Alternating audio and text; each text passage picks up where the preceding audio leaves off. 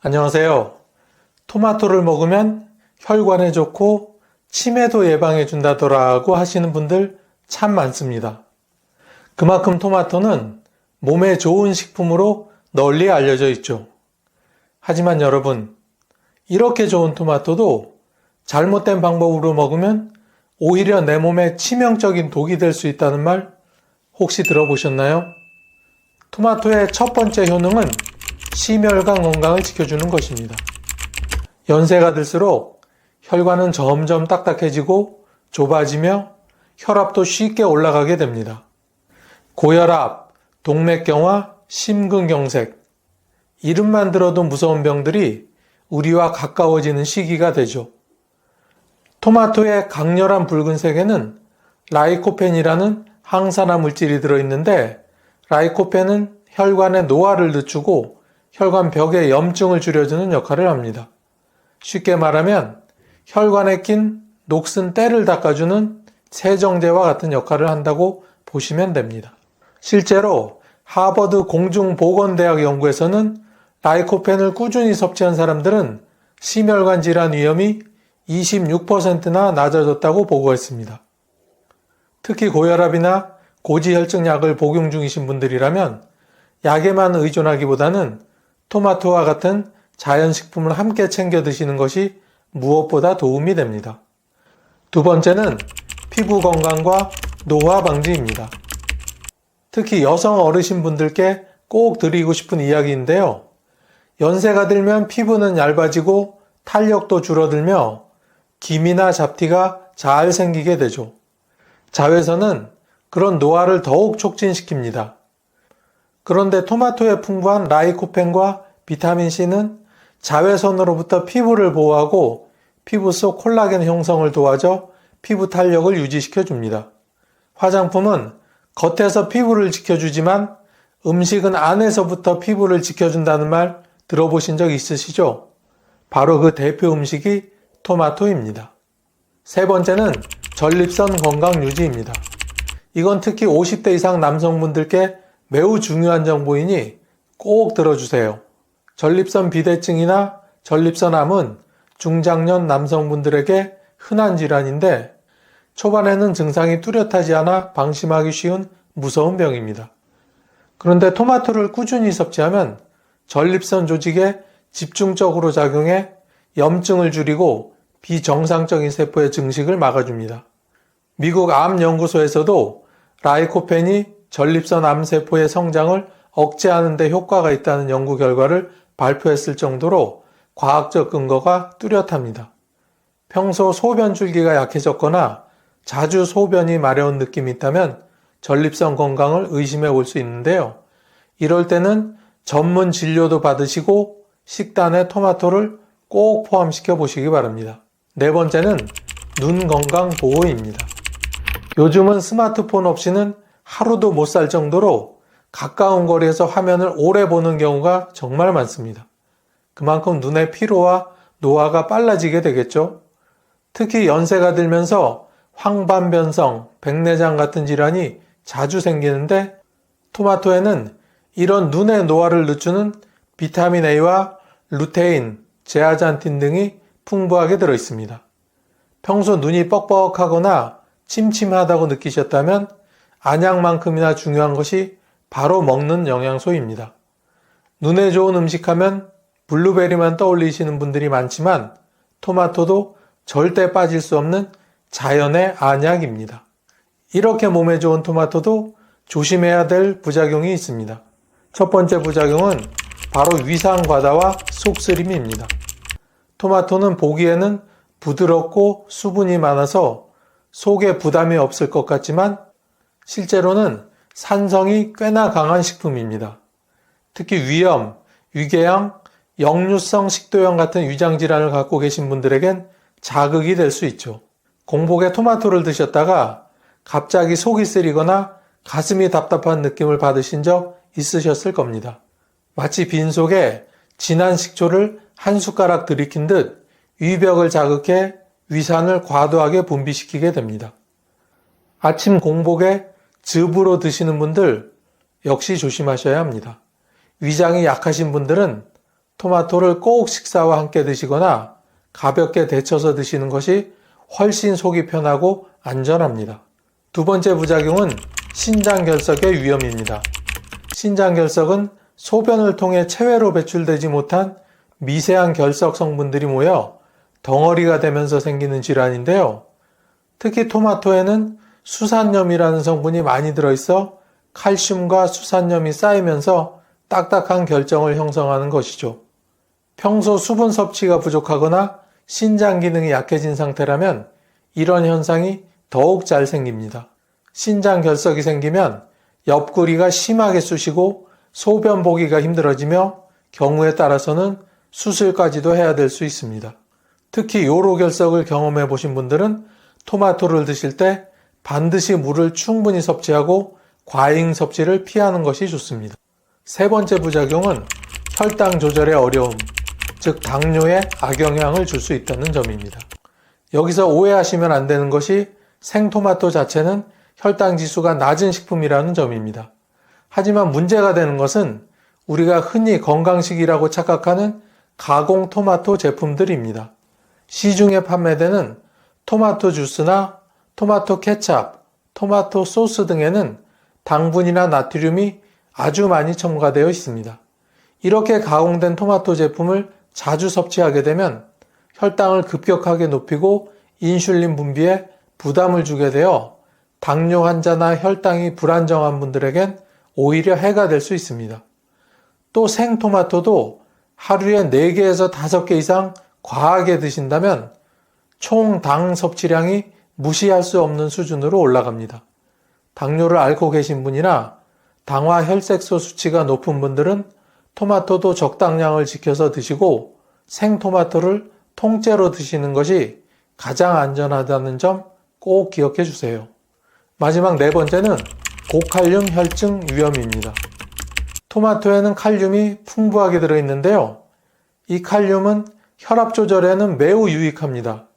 하지만 문제가 되는 건 신장 기능이 떨어진 상태에서 칼륨을 과하게 섭취했을 경우입니다. 칼륨이 몸 밖으로 빠져나가지 못하면 혈액 내 칼륨 농도가 높아지고 그 결과 부정맥이나 심장마비 같은 위험한 결과로 이어질 수 있습니다.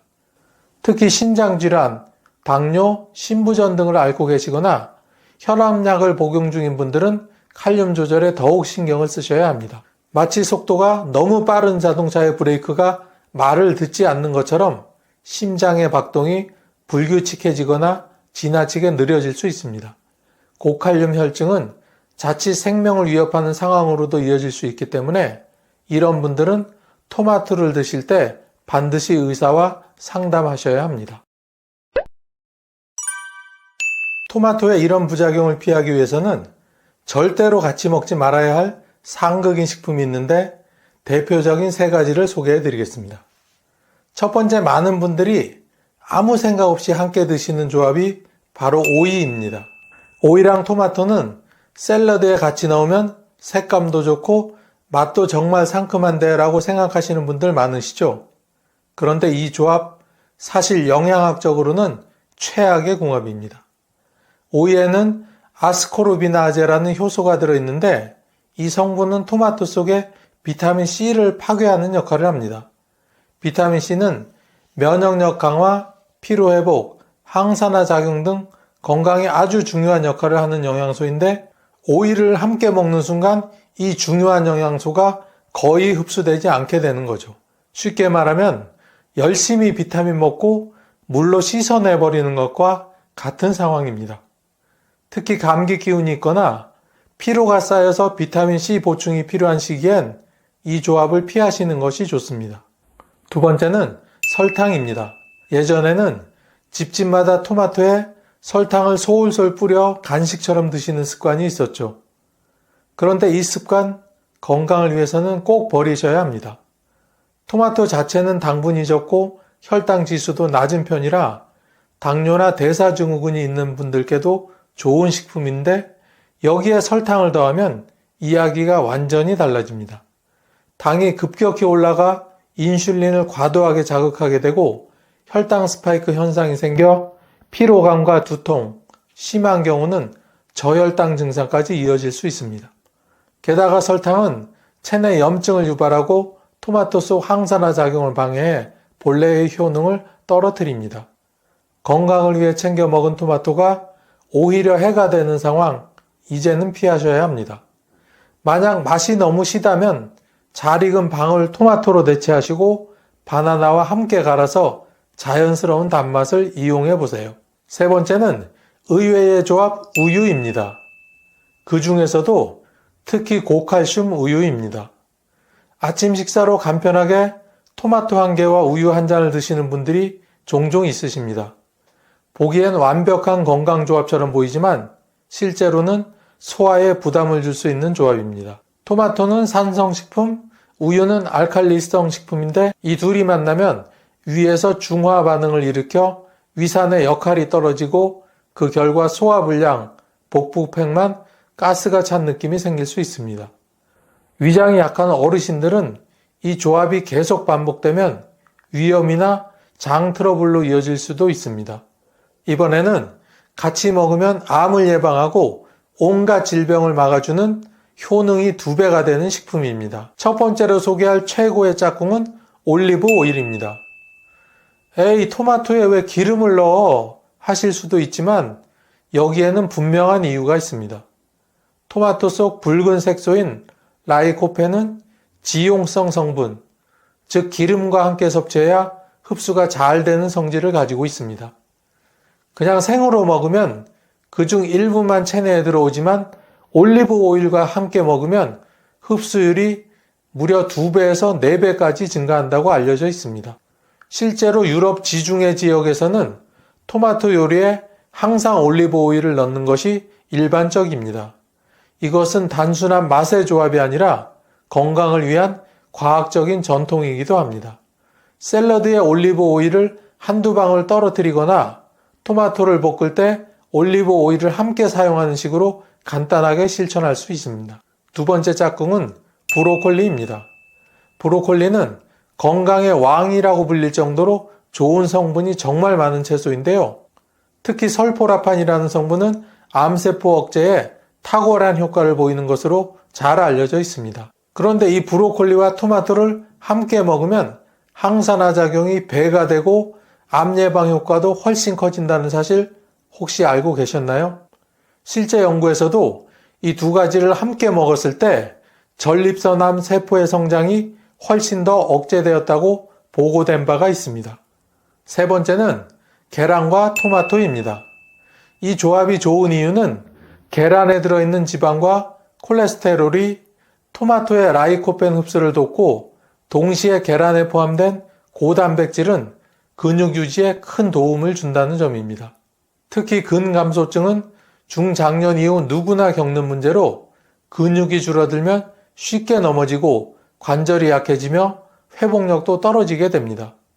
토마토와 계란을 함께 드시면 항산화 효과와 단백질 보충을 한꺼번에 할 수 있으니 마치 2마리 토끼를 한 번에 잡는 것과 같습니다. 우리 신체에 꼭 필요한 철분과 각종 비타민이 풍부하고 노화 방지와 시력 보호에까지 좋아서 모두가 즐겨 먹는 시금치. 그런데 이렇게 좋은 시금치도 무엇과 같이 먹느냐에 따라 오히려 내 몸에 독이 될 수도 있다는 사실 혹시 알고 계셨나요? 시금치의 원산지인 고대 페르시아에서는 시금치를 녹색의 금이라고 부르며 굉장히 귀하게 여겼습니다. 이후 유럽으로 건너가면서 채소의 왕이라는 타이틀을 얻기도 했죠. 우리나라엔 조선시대에 들어왔는데 그 이후로 쭉 우리 곁에서 비빔밥이나 나물의 단골 재료가 되었습니다. 이렇게 우리 곁에 친숙한 시금치도 잘못된 방식으로 먹으면 오히려 내 몸에 독이 될 수 있는데 오늘은 그 5가지 경우를 알아보도록 하겠습니다. 첫 번째는 신장결석입니다. 여러분 혹시 신장결석이라는 말을 들어보셨나요? 결석이라는 단어만 들어도 속이 답답해지는 느낌이 드시죠? 신장결석은 작은 돌 같은 물질이 신장에 생기는 질환인데 시금치가 이 문제의 원인이 될 수도 있다는 사실을 알고 계셔야 합니다. 시금치에는 옥살산이라는 성분이 다량 포함되어 있습니다. 이 옥살산이 체내에서 칼슘과 결합하면 옥살산 칼슘이라는 물질이 생성되는데 이게 바로 신장결석의 주된 원인이 됩니다. 신장결석이 있거나 과거에 결석으로 고생한 경험이 있으신 분들은 시금치를 드실 때 꼭 주의하셔야 합니다. 그렇다면 시금치를 아예 먹지 말아야 할까요? 물론 그건 아닙니다. 시금치를 데치거나 삶는 방법으로 옥살산의 양을 크게 줄일 수 있습니다. 시금치를 살짝 데치면 옥살산의 약 30-40%가 물로 빠져나가 몸의 부담을 덜어줍니다. 그리고 시금치를 먹은 날에는 물을 충분히 마셔서 결석의 생성을 방지하는 것도 중요합니다. 두 번째는 통풍입니다. 혹시 여러분 통풍이라는 병이 먹는 것과 아주 밀접한 관련이 있다는 사실을 알고 계셨나요? 통풍은 말 그대로 바람만 스쳐도 아프다라는 뜻인데요. 요산 수치가 높아져 관절에 염증이 생기는 병입니다. 그런데 시금치가 이런 통풍 환자에게 문제가 될 수 있습니다. 왜냐하면 시금치에는 퓨린이라는 물질이 다량 함유되어 있고 이 퓨린이 몸속에서 요산으로 변하기 때문입니다.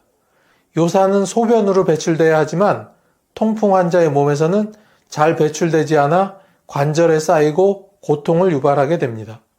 통풍이 있는 분이 시금치를 자주 먹게 되면 얼마 지나지 않아 발가락 관절이 붓고 심한 통증에 시달릴 수 있습니다.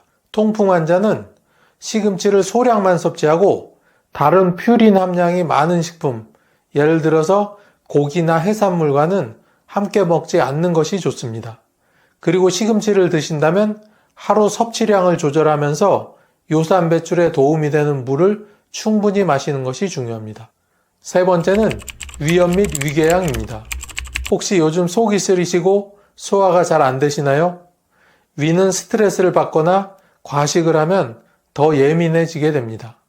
그런데 이런 민감한 위를 가지신 분들에게 시금치가 오히려 부담이 될 수 있습니다. 시금치 속 옥살산과 비타민C 같은 산 성분이 위산 분비를 촉진해서 속쓰림을 악화시킬 가능성이 크기 때문입니다. 그렇다면 위염이나 위궤양이 있는 분들은 시금치를 어떻게 먹어야 할까요? 생으로 드시는 것 대신에 데치거나 살짝 볶아서 조리하면 산 성분을 줄이고 위에 가해지는 부담을 줄일 수 있습니다. 그리고 한꺼번에 많이 드시기보다는 조금씩 나누어 드시는 것도 좋은 방법입니다. 네 번째는 갑상선 질환입니다. 여러분은 혹시 갑상선이 우리 몸에서 얼마나 중요한지 잘 알고 계신가요? 갑상선 호르몬은 우리 몸의 에너지를 조절하고 신진대사를 유지하는 기능을 하는데 이럴 때 시금치가 오히려 문제가 될 수 있습니다. 시금치에는 고이트로겐이라는 물질이 들어있는데 이 성분이 요오드의 흡수를 방해해 갑상선 호르몬 생성에 오히려 악영향을 미칩니다. 예를 들어 갑상선 기능 저하증이 있으신 분이 건강을 위해 시금치를 샐러드로 드실 경우 시간이 지나면서 오히려 피로감이 더 심해지고 갑상선 약의 효과도 떨어지는 걸 느끼게 됩니다. 이게 바로 고이트로겐의 작용 때문인데요. 갑상선 질환이 있는 분들에게 시금치 섭취는 조심스러울 수밖에 없는 이유입니다. 다섯 번째는 철분 과다증입니다. 철분하면 무조건 우리 몸에 좋은 영양소라고 생각하시는 분들 많으시죠? 철분은 적혈구 형성과 에너지 공급에 필수적이지만 지나치면 오히려 우리 몸에 독이 될 수 있습니다. 특히 철분 과다증이 있는 분들에게는 시금치가 더 위험할 수 있습니다. 시금치는 철분이 풍부한 채소라서 몸에 이미 철분이 과도하게 축적된 상태에서는 오히려 좋지 않은 부작용을 발생시킵니다. 철분 과다증이 있으신 분은 철분 함량이 낮은 채소, 예를 들어 브로콜리나 애호박을 선택해서 드시는 것이 오히려 좋습니다. 다음은 시금치와 같이 먹으면 절대로 안 되는 상극인 식품과 같이 먹으면 그 효능이 2배가 되는 찰떡궁합식품을 소개해 드리겠습니다. 첫 번째로 주의해야 할 조합은 바로 시금치와 우유입니다. 앞에서 이미 시금치에는 옥살산이라는 성분이 들어있다고 말씀드렸는데요. 이 성분이 우유에 들어있는 칼슘과 결합하면 어떻게 될까요? 이 둘이 결합하면 칼슘이 우리 몸에서 제대로 흡수되지 못하고 오히려 배출되고 맙니다. 이런 이유로 시금치를 먹은 직후에 우유를 마시면 몸이 충분히 칼슘을 흡수하지 못할 수 있어 어린 아이들이나 어르신들처럼 칼슘 섭취가 중요한 분들에게는 더욱 주의가 필요합니다. 두 번째는 치즈입니다. 치즈는 풍미를 더해주는 최고의 재료이긴 하지만 시금치와는 잘 맞지 않습니다. 앞에 말씀드린 것처럼 시금치의 옥살산이 칼슘과 결합하는 특징 때문인데요. 치즈 역시 칼슘이 풍부한 식품이라 두 재료가 만나면 흡수율이 떨어질 수 있습니다.